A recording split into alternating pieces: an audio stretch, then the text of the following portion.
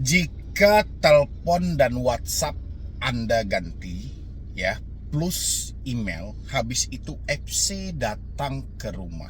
Bagaimana menghadapinya? Ini terkhusus untuk teman-teman yang mengalami telat bayar seperti di Kredivo, di Kredit Pintar, di Akulaku, di S Pinjam, Julo, dan lain sebagainya. Mungkin bisa disimakin video ini sampai habis. Jangan teman-teman skip juga gitu loh, karena kalau di skip teman-teman, Anda tidak menemukan poinnya gitu loh. Seperti apa sih menghadapinya, seperti apa sih menyikapinya. Ini kita sudah terlanjur loh memutus komunikasinya. Mulai dari telepon, WhatsApp, email, kita sudah memutus komunikasi itu gitu loh. Ini yang mau saya terangkan untuk semua teman-temanku yang menyatakan tidak mampu bayar atau gagal bayar di pinjaman online. Tapi seperti biasa, yang belum mensupport boleh disupport. Yang mau konsultasi secara pribadi silahkan tinggal klik tombol gabung yang ada di bawah nama channel. Silahkan.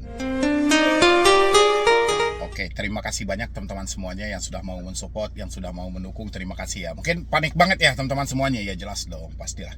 Karena setiap mendekati akhir tahun ini memang seperti itu teman-teman. Karena pertama kita tahu cara penagihan debt collector otomatis akan berubah-ubah ya, bahkan yang semula tidak pernah diucapkan sekarang sudah mulai diucapkan cara penagihannya gitu loh. Penagihannya sangat gencar-gencar dan penagihannya pun terkadang di luar dari akal sehat kita gitu loh ya. Dan habis itu lagi ditambah juga dengan perputaran ekonomi sekarang, kayak bencana di Sumatera, otomatis ekonomi mulai mengempek juga ya. Habis itu tentang kekisruhan ekonomi di Indonesia gitu loh ya, banyak problem juga, banyak hal juga yang harus diperbaiki oleh pemimpin terbaru di negara kita ini. Oke, sekarang kita mau membahas soal sudah terlanjur gitu loh ya, jika kita sudah memutus telepon, WhatsApp, dan email ya. Habis itu FC datang ke rumah nih. Misalnya FC ini ada 3 orang, 4 orang, 5 orang, 7 orang, dan segala macam. Dia datang ke rumah. Bagaimana caranya kita menghadapi? Oke. Soal telepon dulu teman-teman semuanya gitu loh. Berulang kali saya sampaikan, memang telepon, WhatsApp, dan email itu adalah sumber masalah. Kenapa sumber masalah? Seringkali kita mendapatkan tekanan melalui telepon. Seringkali kita mendapatkan ancaman melalui WhatsApp, dan begitu juga dengan email kita mendapatkan somasi-somasi yang tidak jelas. Ketika 3 hal ini kita dapatkan, apa yang terjadi pada diri kita? Ya, biar saya jelaskan dulu teman-teman semuanya. Apa yang terjadi? Ketika Anda diancam melalui telepon, ketika mendapatkan tekanan melalui WhatsApp, ketika Anda mendapatkan ancaman melalui email, apa yang terjadi pada diri kita? Otomatis kepanikan yang tanpa henti. Bahkan kita nggak tahu lagi nih arahnya kemana. Seakan-akan seketika itu kayak kiamat lokal gitu loh. Ya, kayak tidak ada lagi hal yang baik buat ke depannya. Ya kan? Ketika kita sudah menerima telepon. Habis itu ketika kita mendapatkan WhatsApp. Ketika kita mendapatkan WhatsApp yang nadanya ancaman, caci maki, yang mana beberapa kata-kata itu dipergunakan, sehingga itu kan menghambat juga proses kita ke depannya. Habis itu email. Ini adalah 3 alasan kenapa kita memutus komunikasi. Karena kita lebih menyelamatkan diri kita, bukan egois. Kita menyelamatkan diri kita loh. Ya, kenapa penting kita menyelamatkan diri kita? Karena kita kan mau menyelesaikan hutang-hutang ini. Kita mau melakukan pembayaran hutang-hutang ini. Kalau kita hanya disibukkan dengan ancaman setiap hari, intimidasi setiap hari, itu kan pemikiran kita jadi kacau. Ketika pemikiran kita jadi kacau, kayak mana caranya kita untuk menyelesaikan hal-hal seperti ini? Itulah makanya kenapa kita harus memutus komunikasi mulai dari telepon, WhatsApp, dan email ketika kita sudah telat bayar dan kita dicaci maki. Ya, itu harus teman-teman pahami dulu gitu loh. Jadi jangan buru-buru, misalnya belum apa-apa itu kan juga banyak tuh, bang saya kayaknya jatuh tempo deh tanggal 10 gitu loh ya kan, atau saya jatuh tempo deh bang kayaknya tanggal 15 atau tanggal 20 Desember ini gitu loh, saya sudah nggak mampu bayar bang, boleh nggak saya ganti nomor WhatsApp, email. Itu beda jalur ya teman-teman semuanya, karena ganti nomor WhatsApp dan email diperuntukkan untuk kamu yang mentalnya tidak baik-baik saja. Oke, diperuntukkan untuk kamu yang mentalnya tidak baik-baik saja. Bukan untuk aksi lari-larian, hilang-hilangan, sembunyi-sembunyian, tidak gitu loh. Tapi lebih kepada menyelamatkan pemikiran kita supaya kita bisa fokus buat ke depannya. Karena kita selama ini sama tahu kan bahwasanya telepon itu bukan dipergunakan debt collector hanya sebatas untuk menagih atau menanyakan kenapa belum bayar tagihan, tidak, tapi telepon itu lebih kepada caci maki gitu. Kita kalau sudah dicaci maki, sudah dihina-hina, apa yang terjadi? Error. Ya kan? Semuanya kita bayangkan. Hal-hal yang buruk semuanya kita bayangkan, tidak ada hal-hal yang positif.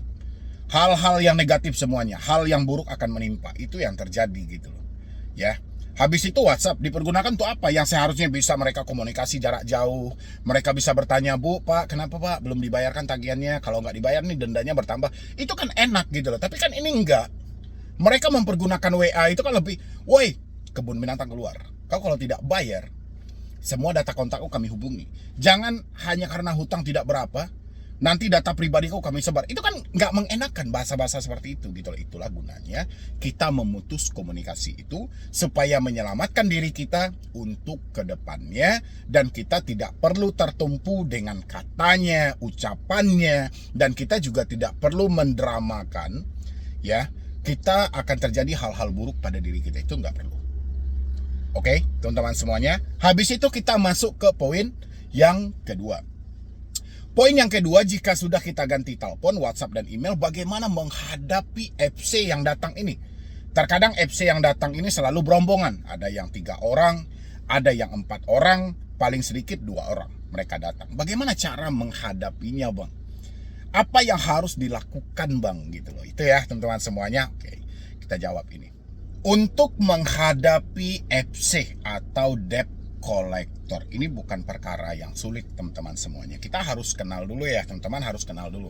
Kita harus letakkan fungsinya sebagaimana mestinya. Ya, jadi meletakkan sesuatu itu pada tempatnya. Kita tahu nggak bill collection ini apa gitu loh. Ya, mereka datang ke rumah kita itu ngapain, kita tahu nggak? Kita harus tahu dulu fungsi mereka ini apa gitu loh. Fungsi mereka melakukan penagihan, menanyakan apa yang sedang terjadi, kenapa belum melakukan pembayaran. Ya, mereka tidak bisa melakukan pemaksaan, penekanan, intimidasi, ini tidak diperbolehkan. Mereka hanya diperuntukkan dalam surat tugas mereka adalah mereka menjadi perwakilan dari perusahaan menanyakan hal itu. Oke, teman-teman harus paham dulu tuh konsepnya. Makanya saya selalu bilangin sama teman-teman semuanya, hal yang paling pertama ketika kita berkomunikasi dengan debt collector adalah ID card, surat tugas, sertifikat profesi di bidang penagihan. 3 hal ini mereka harus tunjukkan. Dari surat tugas inilah kita tahu nantinya gitu loh, apa yang ditugaskan di dalam hal itu. Ya, kalau mereka sudah menunjukkan 3 hal ini, kita baca surat tugasnya. Mereka ditugaskan sebagai apa? Datang ke tempat kita itu ngapain? Ya sudah, apa yang ditugaskan di dalam itu kita jawab. Oh, tugasnya mungkin menanyakan si debitur, kenapa si debitur belum melakukan pembayaran? Ya, Anda sampaikan. Apa yang menjadi kendala? Oh, misalnya Anda di PHK, penghasilan menurun, dan segala macam. Ini hal-hal yang tepat yang terjadi pada diri Anda. Yang penting, jangan pernah berbohong, jangan pernah bersandiwara. Ceritakan apa adanya, apa yang sebenarnya terjadi dengan hidup Anda. Ya, sampaikan hal itu. Oke, teman-teman semuanya, dan harus Anda pahami juga, jangan pernah menitipkan cicilan kepada debt collector. Hati-hati teman-teman. Jangan pernah menitipkan cicilan kepada debt collector. Karena teman-teman sering bertanya sama saya kan, tentang track record slick, tentang track record BI checking, tentang kita masuk dalam call 1 sampai call 5, ini harus hati-hati. Jangan pernah menitipkan cicilan pada debt collector. Itu harus Anda pahami. Karena kita ini harus ada hal yang meyakinkan lebih awal, teman-teman, karena ini perkaranya soal uang. Ya, habis itu kita masuk lagi ke poin tadi. Setelah mereka menunjukkan ID card, setelah kita paham dengan surat tugas, kita sudah menceritakan juga, kita juga penting untuk mengecek sertifikat profesi di bidang penagihan. Kita jelaskan alasannya. Kalau mereka sudah menunjukkan semua itu, kita jelaskan alasan yang paling tepat sesuai dengan fakta yang terjadi pada diri kita. Soal debt collector bisa terima, tidak bisa terima, itu hak mereka. Yang penting, sebagai orang yang mendapatkan tugas dari perwakilan pinjaman online tadi, mereka hanya diperuntukkan untuk hal itu. Ya, kalaupun teman-teman mampu membayar dalam hal itu, bayarkan ke aplikasinya. Kalau teman-teman tidak mampu bayar saat itu, sampaikan tidak mampu bayar. Kalau teman-teman pengen minta restrukturisasi, tunda dulu sementara, mengingat karena keuangan saya tidak baik-baik saja, usaha saya tidak baik-baik saja, mungkin keuangan sedang drop, diambang kebangkrutan, di PHK dan segala macam, minta restrukturisasi atau relaksasi hutang. Ya, sesuai dengan kemampuan Anda tadi. Baru Anda ajukan berapa nominal Anda sanggup mencicil sesuai dengan kemampuan Anda. Tapi begitu restrukturisasi ini disetujui. Ya, jadi menghadapi debt collector itu seperti itu teman-teman. Tapi poin yang paling utama adalah mental dan ketenangan.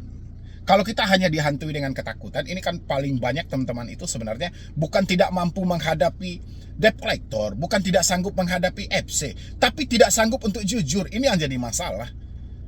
Ya enggak? Tidak sanggup jujur sama orang tua, tidak sanggup jujur sama suami, tidak sanggup jujur sama istri. Ini yang jadi masalah. Dan habis itu tidak ikhlas menerima takdir hari ini. Sudah nggak ada ya nggak ada teman-teman. Kalau benar-benar nggak ada ya kita apa boleh buat? Apa yang perlu kita sandiwarakan? Kita sandiwarakan, kita setting, kita dramakan. Untungnya apa? Rugi yang ada teman-teman semuanya.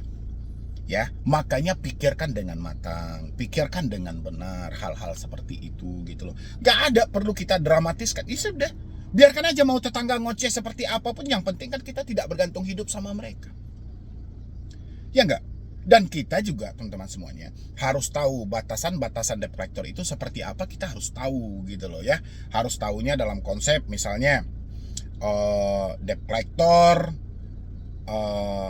harus melakukan sesuai dengan aturan yang berlaku, tidak boleh melakukan pengancaman, tidak boleh sifatnya mempermalukan misalnya gitu, tidak boleh melakukan penagihan di luar dari si konsumen. Itu hal-hal yang wajar ya. Dan kita harus paham hal-hal itu gitu loh. Jangan kita membenarkan semuanya nanti mereka mengancam, mempermalukan. Itu nggak boleh. Dan habis itu lagi poin yang kedua apa? Mereka menagih di luar dari konsumen. Misalnya dia menagih sama tetangga kita gitu loh. Dia diadu domba sama tetangga dan segala macam. Itu nggak boleh. Atau misalnya mereka teriak-teriak depan rumah. Sehingga 5 ke kiri dengar, 5 ke kanan dengar, 5 ke belakang kita dengar. Banyak rumah yang mendengar ketika mereka teriak, apalagi kita tinggal di komplek. Itu tidak boleh. Ya, atau debt collector misalnya datang ke tempat kerja Anda tanpa ada perjanjian sebelumnya. Itu tidak diperbolehkan juga. Makanya kita harus tahu nih, batas-batasan debt collector itu sampai mana. Sesuai nggak dengan aturan yang ada. Kalau misalnya mereka tidak sesuai, Anda tuan rumahnya, Anda berhak untuk tidak menerima tamu saat itu. Hak Anda kok. Gak ada yang perlu ditakuti. Kalau misalnya konsepnya mereka lebih mempermalukan gitu loh. Ya, itu ya teman-teman semuanya. Mungkin dari saya cuma itu aja dulu teman-teman. Mudah-mudahan teman-teman semuanya bisa terbantu dan tidak ada yang perlu ditakuti. Tapi ingat teman-teman, kita memutus komunikasi itu, telepon, WhatsApp, dan email. Ini bukan untuk lari dari jeratan hutang, tidak. Tapi lebih kepada menyelamatkan. Kalau misalnya Anda lebih sering diancam, diintimidasi sehingga ini mengganggu dalam pemikiran Anda, ya sudah, itu mungkin bisa Anda putus aja komunikasinya. Ya teman-teman semuanya, mungkin dari saya cuma itu aja dulu. Terima kasih banyak teman-teman semuanya telah hadir dan mensupport saya. Mudah-mudahan channel ini makin berkembang dan saya makin semangat. Jadi saya akhiri dengan wassalam.